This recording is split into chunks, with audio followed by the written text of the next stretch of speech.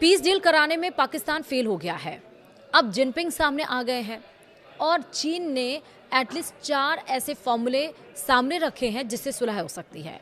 पाकिस्तान, इस्लामाबाद में ये बात हुई, 21 घंटे तक बातचीत चली और उसके बाद जो नतीजा रहा वो असफल रहा। तो आखिरकार चीन कौन सा ये 4 फॉर्मूला रख रहा है जिस युद्ध से सब परेशान है, वो फॉर्मूला अगर अपनाया जाए तो सुलह हो सकती है। चलिए इस वीडियो में हम यही समझते हैं। नमस्कार, आप देख रहे हैं न्यूज़ 18 का डिजिटल प्लेटफॉर्म। मैं हूं आपके साथ श्रुति श्रीवास्तव।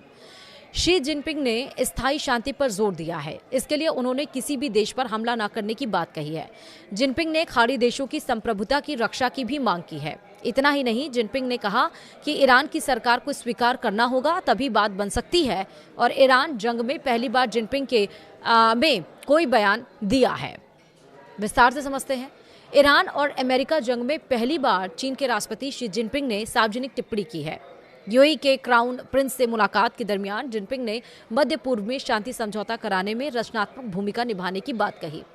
जिनपिंग का यह बयान ऐसे वक्त में सामने आया है जब ईरान और अमेरिका के बीच सीज फायर कराने में पाकिस्तान और तुर्की फेल साबित हुआ है। समाचार एजेंसी शिन्हुआ के मुताबिक जिनपिंग ने समझौते का 4 फॉर्मूला रखा है। चीन के राष्ट्रपति का मानना है कि इसी से खाड़ी में शांति आएगी, बाकी सब बातें धीरे धीरे होती रहेंगी। जिनपिंग ने कहा कि संवाद के जरिए ही शांति आ सकती है। वहीं जिनपिंग ने जो सुलह का फॉर्मूला सुझाया है वो ये है। पहला, अपने भाषण में शी जिनपिंग ने जंगल राज का जिक्र किया। उन्होंने कहा कि दुनिया दोबारा जंगल राज की तरफ नहीं लौट सकती।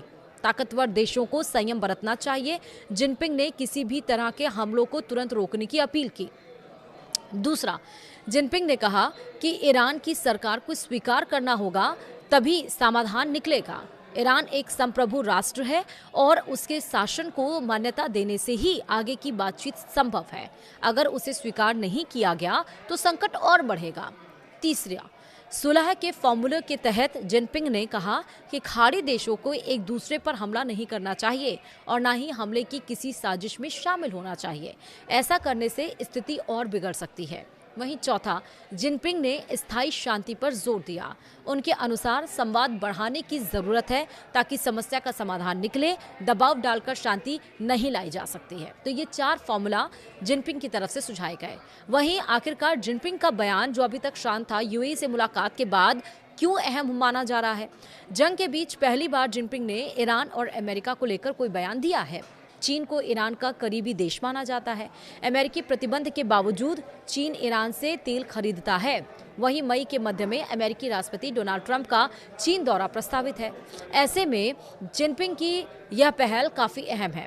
पिछली बार चीन के कहने पर ही ईरान वार्ता के लिए तैयार हुआ था और इसके बाद पाकिस्तान की राजधानी इस्लामाबाद में एक बैठक आयोजित की गई थी। हालांकि इस बैठक में शांति समझौते को लेकर बात नहीं बन पाई थी, लेकिन अब 4 फॉर्मूला चीन की तरफ से समझाया गया है, जिसमें साफ तौर पर यह बताया जा रहा है कि ईरान की शर्तों को मानना होगा।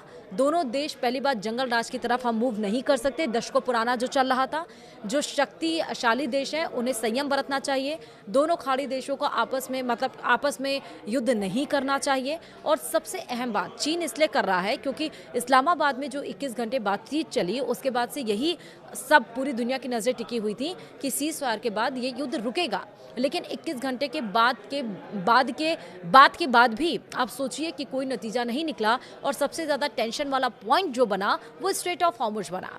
अमेरिका का बयान इस पर आ गया कि स्ट्रेट ऑफ हॉर्मुज पर अब जो समय दिया गया था वो समय सीमा खत्म हो चुकी है। अब नाकेबंदी की जाएगी और अमेरिकी सैनिक वहां पर डिप्यूट कर दिए। अमेरिकी जो सैनिक हैं, जो नेवी है, वो वहां से देख रही है कि कौन से जहाज जा रहे हैं। अगर ईरान वहां पे टोल टैक्स ले रहा है तो वो भी जहाज को ना देने दिया जाए। ये सारी निगरानी अब अमेरिका कर रहा है। हालांकि जब सीज फायर हुआ था 2 हफ्ते का, तो उसमें यह भी बोला गया था कि ईरान अब यूरेनियम संवर्धन नहीं करेगा, नहीं बनाएगा और सैटेलाइट के जरिए ईरान की सारी गतिविधियों पर नजर रखी जाएंगी और अमेरिका ईरान मिलकर काम करेंगे।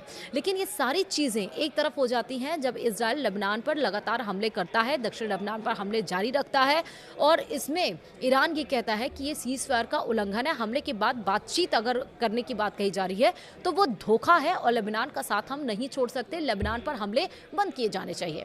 अमेरिका का इस पर रिएक्शन आ जाता है कि लेबनान पर हमले नहीं बंद होंगे और इस सीज फायर में या शर्तों में लेबनान का जिक्र नहीं था। वो दूसरी बात है, इस पर अलग से बात की जाएगी। लेकिन 4 फॉर्मूला जो चीन की तरफ से सुझाया गया है, चीन के ही कहने पर ईरान तैयार हुआ था बातचीत करने के लिए। क्या इन 4 फॉर्मूलों को अब अमेरिका, इजराइल और ईरान मानेगा, ये देखने वाली बात ज़रूर होगी। फिलहाल वीडियो में इतना ही। नमस्कार।